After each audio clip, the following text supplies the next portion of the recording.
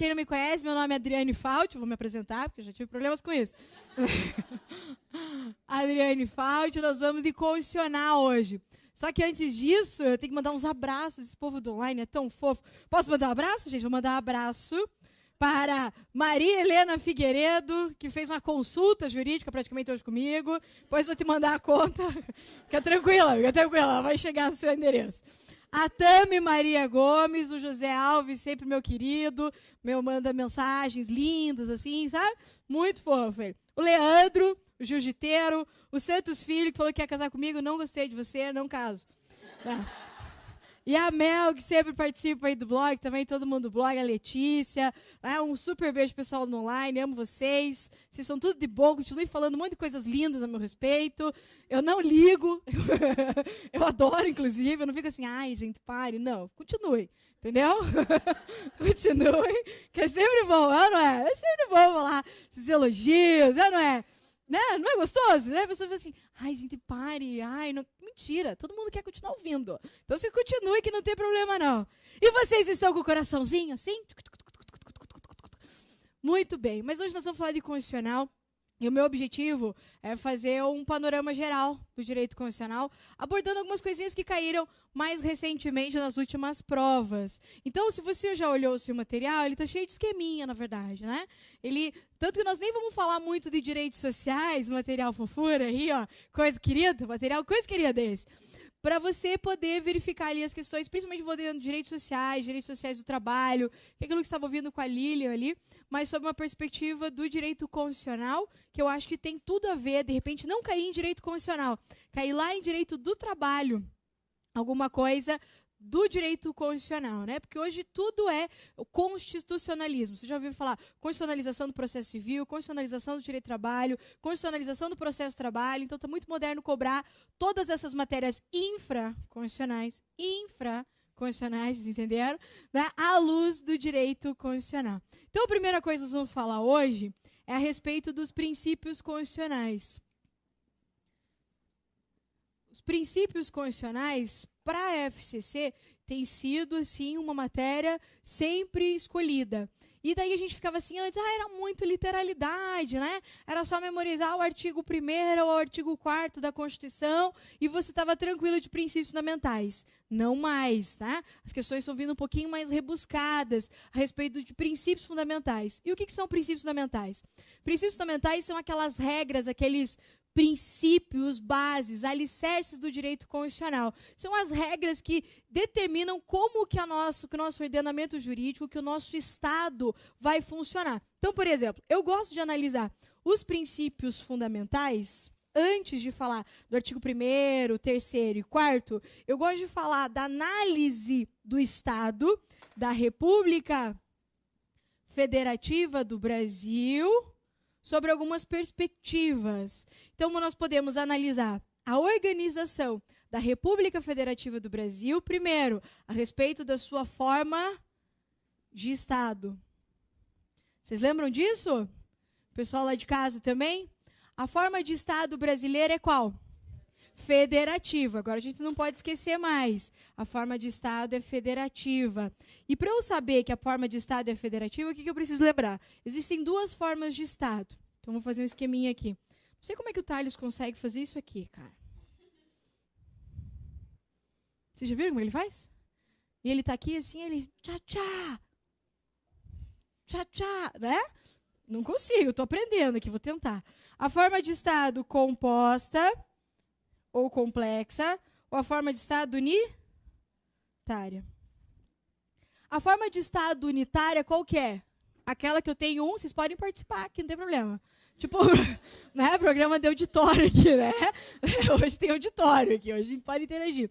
A forma de Estado unitária é que eu tenho um único poder político. Eu tenho um poder central e ele exerce o seu poder em todo o território. Na forma de Estado composta ou complexo, eu tenho mais de uma unidade de poder. E lembra que eu tinha duas modalidades, a federativa e a confederativa. Mas o que importa para nós é que essa forma de Estado federativa é adotada no Estado brasileiro. Então, o que pode aparecer para você na sua prova? Pode dizer, a forma de Estado brasileira é unitária, uma vez que as competências constitucionais, na sua maioria, estão concentradas na pessoa jurídica da União.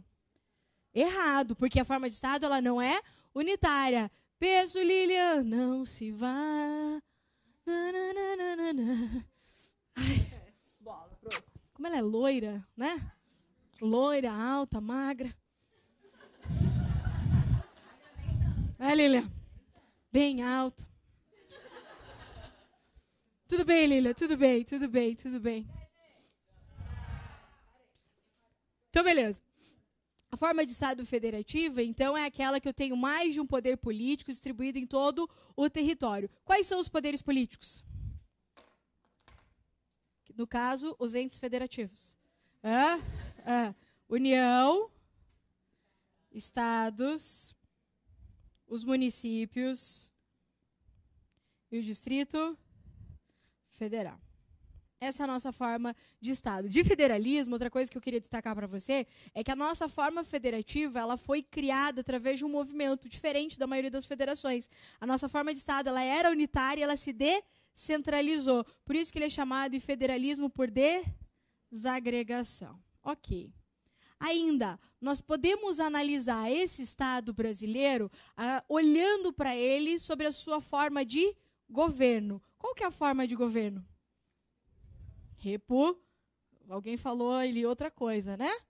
Forma de governo, ela é republicana. Eu tenho duas formas de governo, qual que é? A república e a monarquia. Sabe por que às vezes eu gosto de falar, professora, não cai monarquia na minha prova? É claro que não cai monarquia na sua prova, Teteia, é claro que não. Mas, às vezes, pensar na monarquia te faz lembrar as características da república. Não sei, para mim é assim. Eu às vezes falo, como é que são as características da república? Mentira, eu sei já decor faz tempo. Mas né, às vezes você vai pensar assim, puta, como é que era mesmo? Aí você lembra da monarquia e você se lembra das características da república. Quer ver? Como a gente vai ver? A palavra monarquia, ela vem de monos, de uma coisa só. Então eu posso dizer que o governo em uma monarquia é de quantas pessoas? Uma pessoa só. Calma, pessoal. Não saiam se matando já antes da hora. Agora, a república. República significa res public, coisa do povo. Isso significa que quem governa em uma república é o próprio povo. Legal. Se na monarquia o governo é de uma pessoa só, na república tem governo de mais de uma pessoa. Disso decorre uma característica super importante para você que cai na sua prova. O que é? Responsabilidade. Um dos tópicos do seu edital, que sempre aparece, é a responsabilidade do presidente da República, não é? E por que a gente pode responsabilizar o presidente da República? Porque a nossa forma de governo ela é republicana. Professora, mas na monarquia as pessoas não podem ser responsabilizadas? Quem que é o chefe aqui? O rei, não é? Como que eu posso responsabilizar o rei? Posso fazer isso? O rei é o rei, meu querido. O rei faz o que ele quiser. Professora, tudo o que ele quiser, tudo o que ele quiser. Imagine que ele saia na rua e fale assim, vou fazer uma rave aqui. Quem é da época da rave? O Thales é. Thales deve ter ido em rave. Ele tem cara de... Sei de nada. Não. São Paulo, tinha as rave do mal lá, que eu sei. Não sei de nada. Não sei que tinha. Faz essa cara aí. Tinha, né? Mas tinha. Uhum. Hoje não é mais que eles falam, agora é... Como é que eles falam? Como é que é? Ah, tá sabendo. Tá entendido, né? Você tá vendo? Agora... Não, agora é cervejada. Descaracterizou. Entendeu? Perdeu Antes era rave. Pra você é tudo louco. Se o rei quisesse fazer assim, vou fazer uma rave aqui agora. Ele podia montar a tendinha dele lá e o pau quebrava. Por quê? Porque ele é o rei. Ele pode fazer as coisas que ele quiser. Por isso que a regra na monarquia, ao contrário da república, é a irresponsabilidade. Então essa é a principal característica aqui da forma de governo republicana. E o sistema de governo? O sistema de governo é a forma, para você entender, assim, eu sempre decorei, mas eu não sei o que significa sistema de governo. Sistema de governo, ele diz respeito à relação entre os poderes, como os poderes se relacionam. Então, como que a gente se relaciona poder executivo com o poder legislativo, por exemplo? Por isso que sistema de governo nós temos dois também, que são quais? Presidencialismo e o parlamentarismo.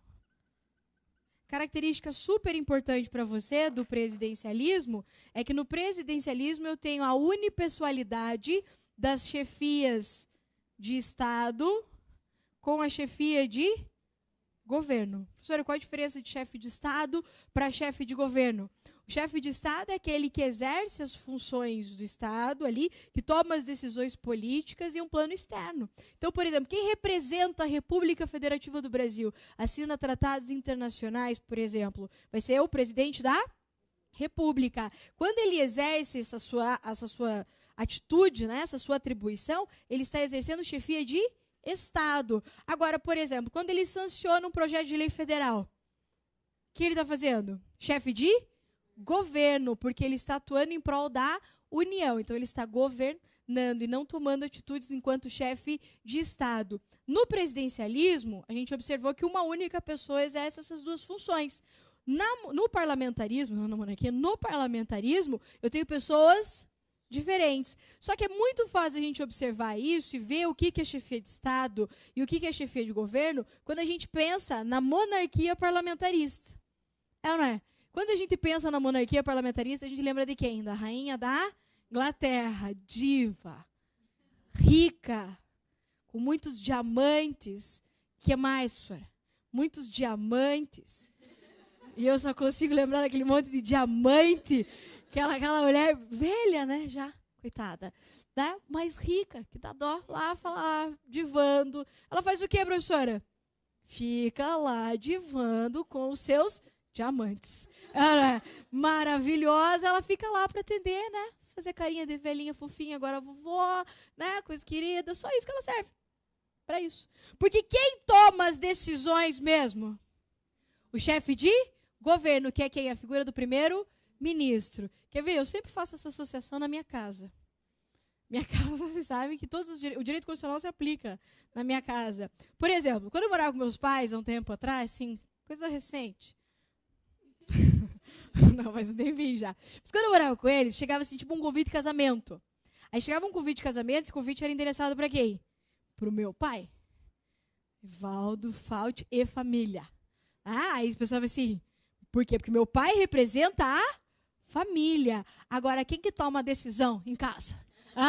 Mamãe. A minha mãe. Então, na verdade, a minha mãe governa, né? Minha mãe é chefe de governo, enquanto meu pai é chefe de Estado. Vocês entenderam a diferença dos papéis ali?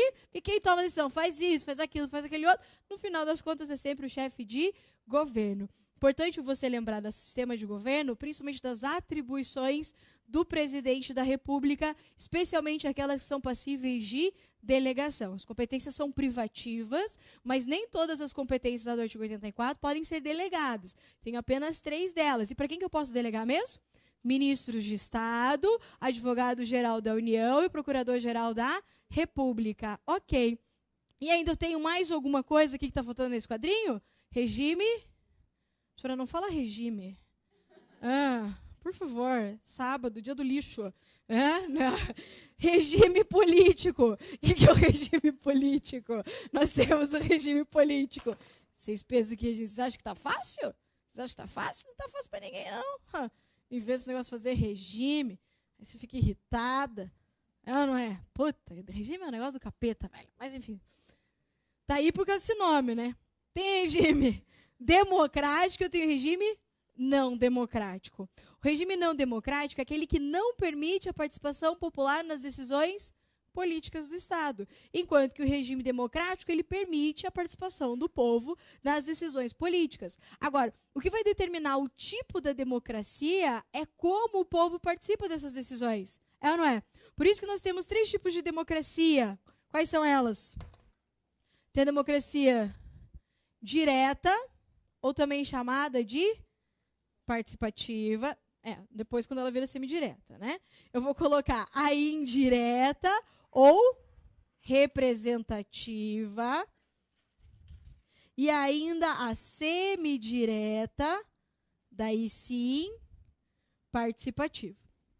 Apesar de que eu tenho alguns doutrinadores que chamam a democracia direta como participativa. Alguns doutrinadores falam que a direta já seria participativa, mas para nós, para fins de banca aqui, a gente fala democracia indireta ou representativa e a democracia semidireta ou participativa. participativa. E o que é democracia direta, indireta ou semidireta? A democracia direta ela é pouquíssimo usada, em pouquíssimos estados ela existe ainda como forma pura, né? Só a democracia direta. Mas existem alguns cantões da Suíça, assim, lugares que tem uma população lá de, sei lá, 1000 habitantes, sei lá quantos, que eles tomam as decisões políticas de forma direta. Tipo o seu condomínio. Sabe o condomínio? Vai decidir se compra não sei o quê. Aí faz uma assembleia e o povo vota, entendeu? Isso é democracia direta, mas isso é muito raro. A democracia indireta é aquela em que o povo manifesta a sua vontade através de representantes políticos. A democracia semidireta ou participativa é aquela em que eu tenho elementos da democracia direta com a democracia indireta. Quais são os atos aqui, né? Os institutos de democracia direta que nós temos na nossa Constituição Federal? Posso falar do voto? O voto, ele é exercício de democracia direta. Para a FCC, ainda posso falar no referendo, no quê? No plebiscito, vou colocar entre aspas, vai que a Giancarla entra aí, né? Plebiscito. E quem mais? A iniciativa popular. Para a FCC é isso aqui, tá? São esses elementos, porque isso aqui é literalidade do texto da Constituição Federal, quando ela começa a falar lá de direitos políticos e soberania popular. O voto não preciso nem falar. O referendo e o plebiscito, eles são institutos de convocação da população para decidir a respeito de um determinado ato, né, de um ato legislativo ou um ato administrativo, para ver o que o povo quer fazer. Agora, quando ocorre o referendo? O referendo ocorre depois que esse ato foi criado. Então, eu posso colocar o referendo aqui como depois, ou um ato a posteriori, né? Eu tenho o pré-bicito, que é o plebiscito, que é um ato que deve ocorrer quando? Antes. Exemplo que nós temos na nossa Constituição de exigência constitucional para plebiscito é a criação de estados, lá do artigo 18. Então, para eu criar estados, como teve o caso lá do estado do Pará, eu tinha que fazer a convocação popular prévia, antes de realizar qualquer ato ali de desmembramento, criação de qualquer estado. Ainda, a iniciativa popular. A iniciativa popular é a possibilidade do povo iniciar o processo legislativo. Mas aí o povo vai votar, professora, o povo vai dizer assim, eles vão aprovar a lei, o povo fazendo... Não, o povo apenas dá o start, o povo apenas dá a tecla vai, né? Sende, ou seja, faz um projeto de lei e encaminha isso para a Câmara. Mas é eles que vão decidir a respeito do futuro aqui dessa iniciativa popular. Alguns alunos me perguntaram a respeito da ação popular. Aí aqui o Thales me corrija se eu estiver errada. Não me corrija em público, Thales. Me corrija... Brincadeira, pode corrigir. A ação popular, para alguns doutrinadores, ela é tratada como exercício de democracia direta. Mas para a FCC, para a sua prova, não. Tá? Para a sua prova, ela vai vir de literalidade aqui da Constituição. Por quê? Porque a ação popular, ela é o quê? Uma ação constitucional, é ou não é? Só que quem é legitimado para ingressar com a ação popular?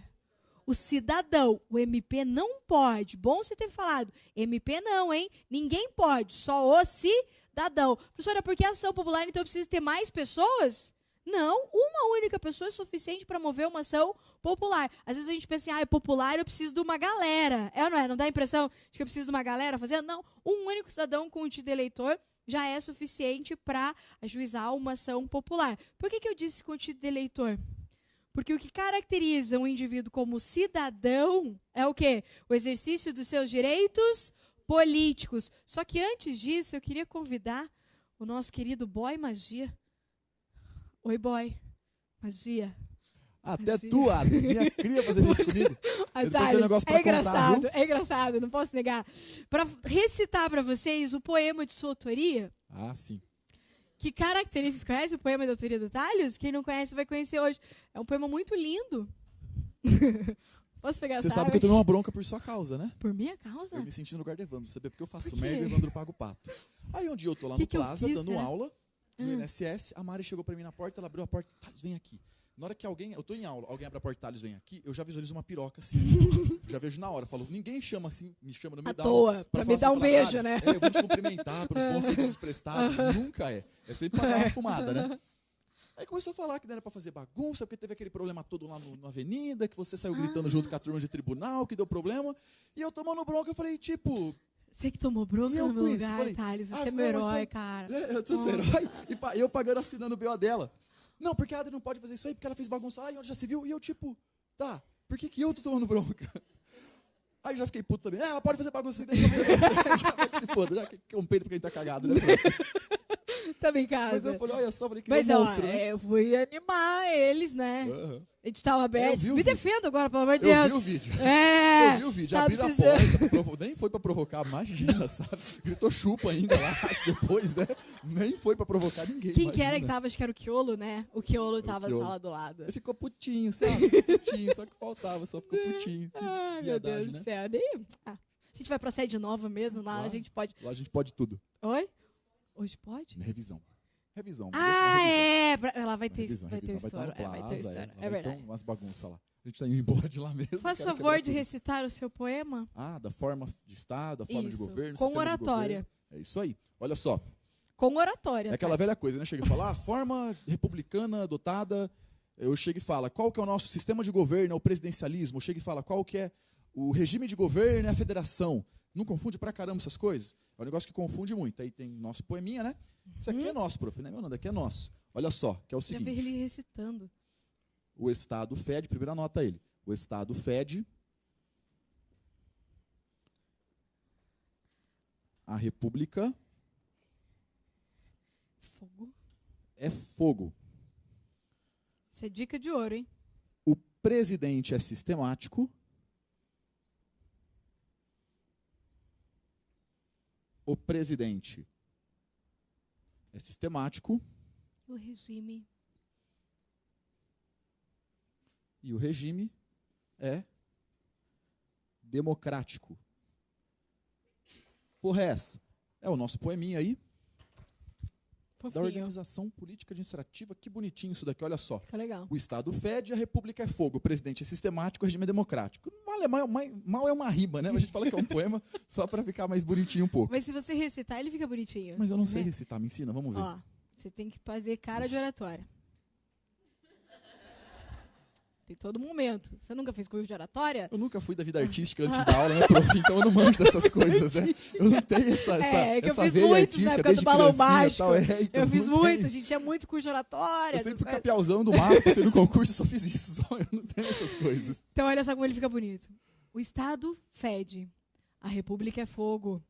O presidente é sistemático. E o regime é democrático. Escorreu uma lágrima agora. Uhul! Aí sim, ó. Agora eu vou ter uma fé. Agora sim. Vamos lá. Deu pra arrepiar. Olha só. O Estado fede. Forma de Estado. Federativa. Federativa. A República é fogo. O fogo de forma de governo. Forma de governo. Republicana. O presidente é sistemático. Sistema de governo. Presidencialismo. E o regime é democrático. Regime de governo. Democracia. Ficou mais fácil um pouquinho, né? O Estado fede, a República é fogo. O presidente é sistemático, o regime é democrático. Maravilhoso. Os dois principais, né, prof? Esses dois sempre caem mais. Sempre Esse aqui cai. a banca tá com o coração peludo, mas esses dois aqui é bem padrãozão, né? Coração peludo. Beleza? É mais ou menos Valeu? isso. Valeu, Obrigada, prof. prof. Seus dotes de poeta. Agora, além do regime aqui ser democrático, a gente falou que a nossa democracia ela é de que tipo? Semi-direta. Porque ela acumula elementos da democracia direta com a democracia indireta. Ok, até aqui? São os que eu queria falar, pelo menos até agora. Eu tenho 6 minutinhos para falar de competências com vocês. Pode ser? Pode ser? O pessoal do online pediu bastante também essa matéria de competência constitucional, que não é uma matéria que cai para todos os concursos, né? Então, o pessoal que está aí assistindo é uma matéria um pouquinho diferente. Em relação às competências constitucionais, a FCC tem amado de paixão. Só que assim, não pensa que é algo super complicado, não é isso não. Você que já está estudando, já teve essa aula comigo, você já começou aquele processo de memorização das competências. As competências constitucionais, elas são as principais, as que você precisa saber, elas estão disciplinadas no artigo 21 ao artigo 24 da Constituição. Ainda eu tenho as competências, você precisa saber, as do artigo 25, que são as competências dos estados, e eu ainda tenho as competências do artigo 30, lá, que são as competências municipais. Tá? Competências do Distrito Federal você não precisa saber. Só lembrar que o Distrito Federal ele acumula as competências dos estados e dos municípios. Então, tudo aquilo que é atribuição do Estado também pode ser atribuído ao Distrito Federal. Tudo aquilo que é atribuído ao município também pode ser atribuído ao Distrito Federal. Ok. As competências do artigo 21 ao artigo 24, elas possuem uma classificação. E quem já fez exercício comigo, quem tem o material em casa, vai ver que muitas vezes você acerta a questão sem ter memorizado absolutamente nada de competência constitucional. Professora, que magia é essa? Que coisa magnânima é essa? Não é nada. É só você aprendendo a trabalhar com as palavrinhas previstas na própria Constituição. Porque a Constituição ela tem uma linguagem, essa linguagem é técnica. E essa mesma linguagem técnica é reproduzida pelas bancas. Então, se você entender a linguagem da Constituição, você não vai errar na hora da sua prova. Quer ver? As competências do artigo, elas se classificam, primeiro, em competência exclusiva e competência privativa. Competência exclusiva é aquela competência atribuída a quantos entes federativos? Um só. Que é exclusivo, né? A competência privativa, ela é atribuída a quantos entes? Um só. Professora, que loucura é essa? É também um só, você tem que lembrar sempre disso. É um só que pode. Mas esse um que recebeu, ele pode fazer o que com essa competência? Delegar. Ele pode realizar delegação.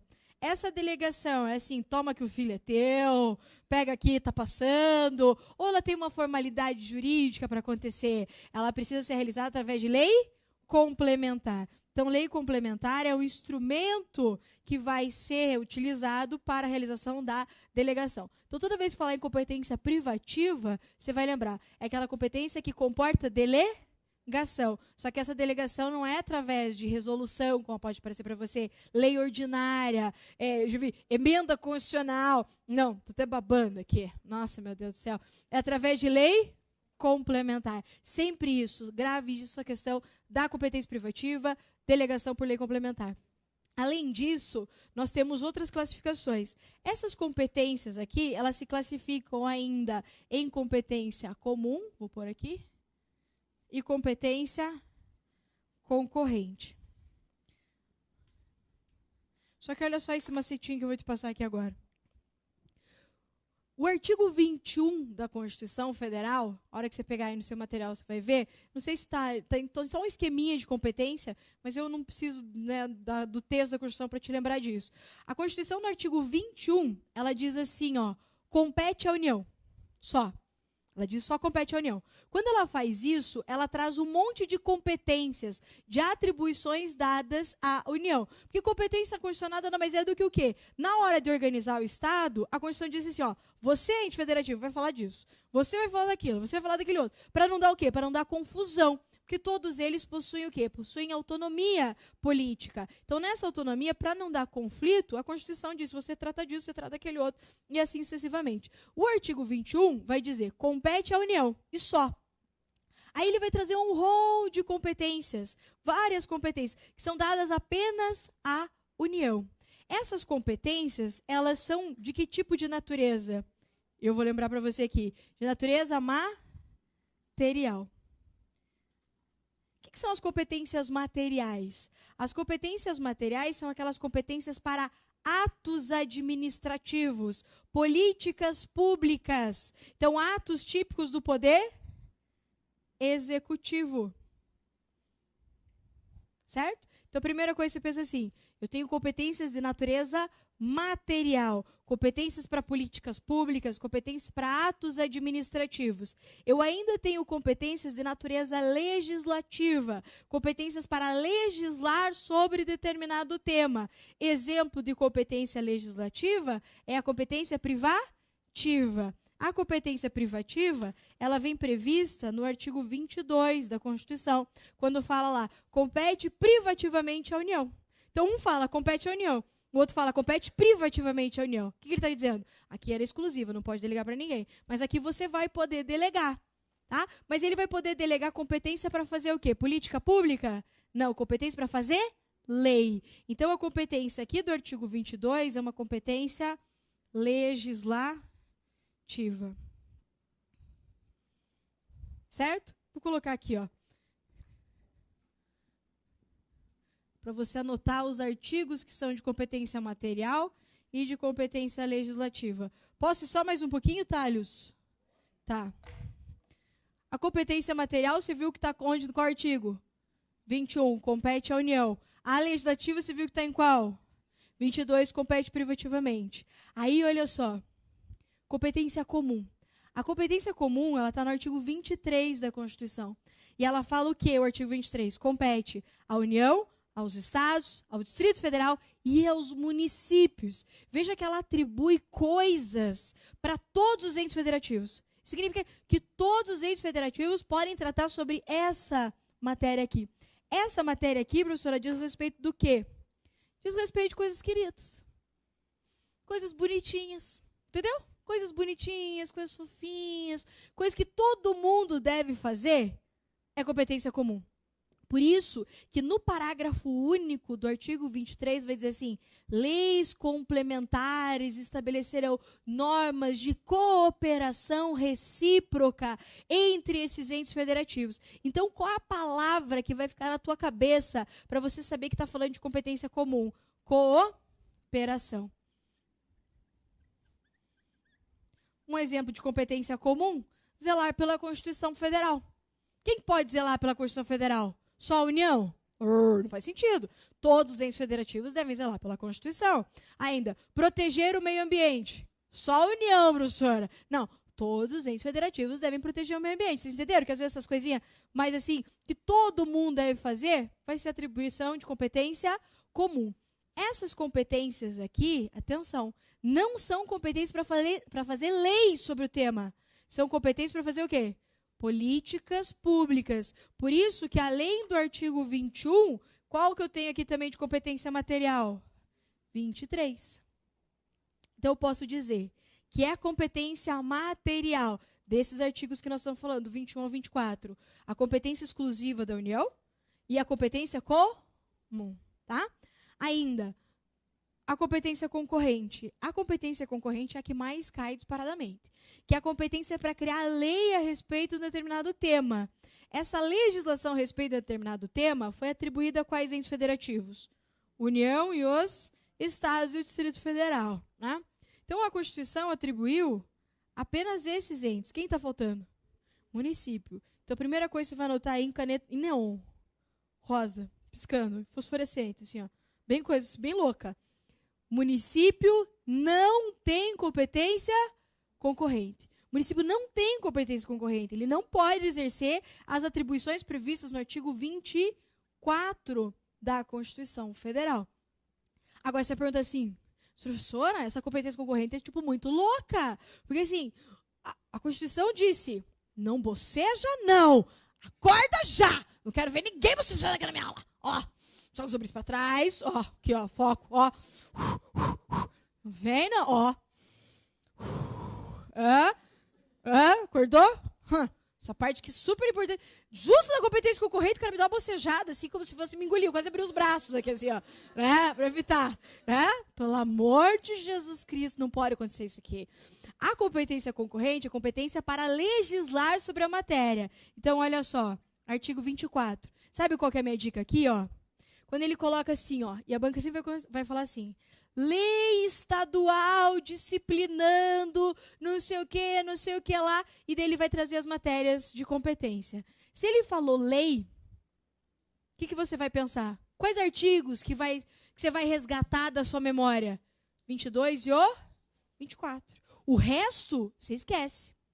Você já elimina. E outra coisa, você fala assim, por exemplo, nesse exemplo que eu falei, lei estadual disciplinando, não sei o quê, e daí ele traz uma historinha falando se essa lei, qual seria a natureza, né? Aí ele vem dizendo assim, é comum a competência criada, essa lei seria constitucional, por exemplo, ou está de acordo com as competências constitucionais, porque é exercício de competência comum. Falou lei, lei combina com a palavra comum? Exclusiva, combina com a palavra lei? Não. Então, toda vez que falar em legislação e criação de lei, não pode estar na mesma frase, na mesma sentença, ali sendo afirmada, competência de natureza exclusiva ou competência de natureza comum. Dá para eliminar a questão? A gente viu que dá para eliminar muita questão. Sabe qual que é bom do FCC? Você olha para a questão, a resposta está lá.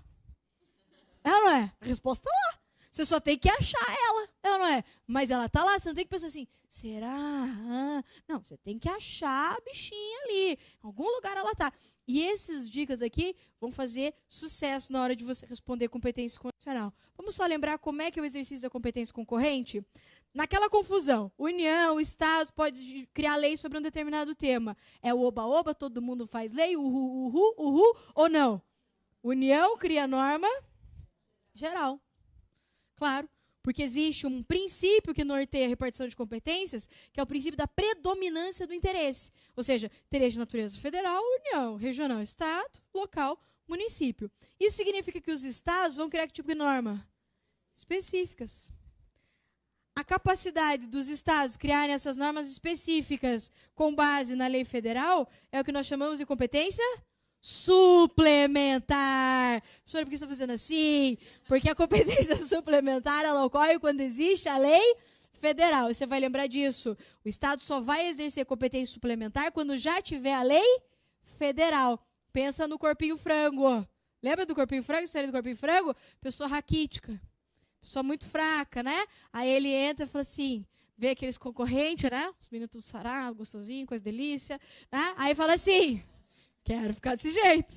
Daí ele faz o quê? Malha, malha, malha, mas não tem nem força para levantar assim, ó. Não consegue. Essa grossura, assim, ó. Aí pensa o que eu vou fazer? Vou tomar um suplemento. Só que você só exerce competência suplementar, você só pode suplementar se houver um corpinho frango ali embaixo disso. Grava essa ideia do suplemento aqui. Sabe por quê? Porque a Constituição ela trouxe uma regrinha da seguinte forma. Pode ou não pode acontecer da União não criar essa norma geral? E se ela não cria? O Estado vai ficar esperando a União criar para ele exercer sua competência legislativa? Não, ele exerce competência legislativa plena. Então, o Estado cria a sua lei estadual disciplinando normas gerais e normas específicas. Quando o Estado exerce essa competência aqui, aí não é suplementar. Concorda que não é suplementar? Porque ele não pode acrescentar nada, ele não pode colocar alguma coisa naquilo que não existe. Ele cria algo. Essa competência nós chamamos de competência supletiva. Por que supletivo? Porque se você não faz ensino regular, você faz o supletivo. Se não tem a lei federal, você faz o quê? Competência supletiva. Vai dizer que esse macete não é muito bom. Hã? Senhora, até hoje tentando entender. Ainda não consegui. Muito bem. E o mais importante, se o Estado cria a lei estadual, porque não tem lei federal a respeito do tema, na superveniência de lei federal a respeito daquela mesma matéria, o que acontece com a lei estadual? Suspensão da eficácia. Revoga? Não, suspende a eficácia. Já estou encerrando, preciso fazer assim.